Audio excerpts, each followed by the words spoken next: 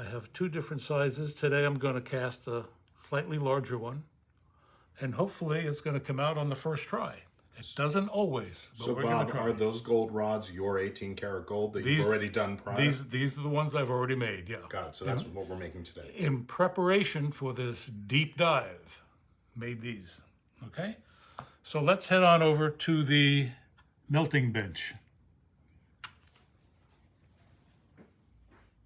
So as I said, I'm going to be making 18 karat gold alloy, and I'm going to be using 12 grams of gold, 2 grams of silver, and 2 grams of copper. I'll get that out of the way with the torch. And I've got all of that pre-measured in my little tin here. I've got the 4 coins, which are 3 grams apiece, copper and silver beads. And I'm going to put that into the crucible, which is cold at the moment. All empty. Okay, get rid of that.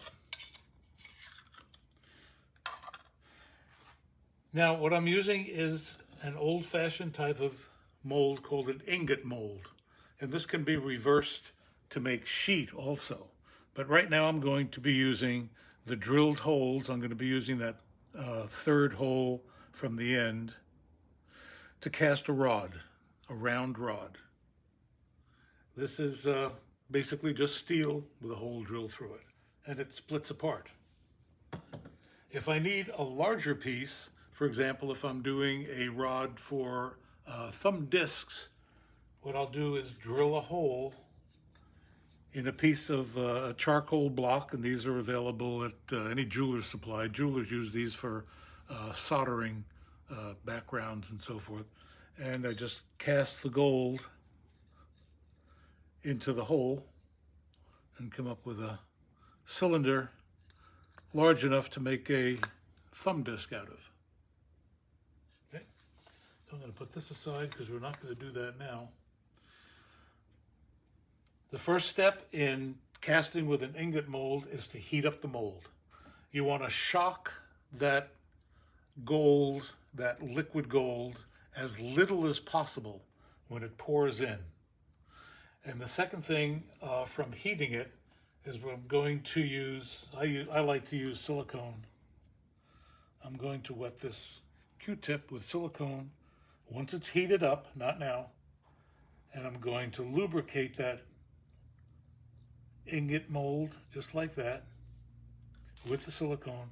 And what that'll do is form a coating around the steel so that when the gold pours in, it heats up and forms an actual barrier, a vapor shield between the gold itself and the steel ingot mold, because I'm not going to get this ingot mold to the temperature of molten gold, which is about 1460 degrees, something like that. So it will cool it very quickly, but I don't want it to cool so quickly that it doesn't come down to the bottom of the mold.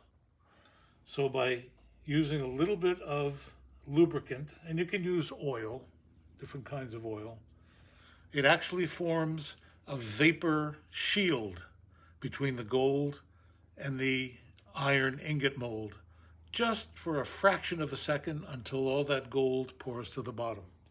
As I said, it doesn't always work out on the first time, so let's give it a try.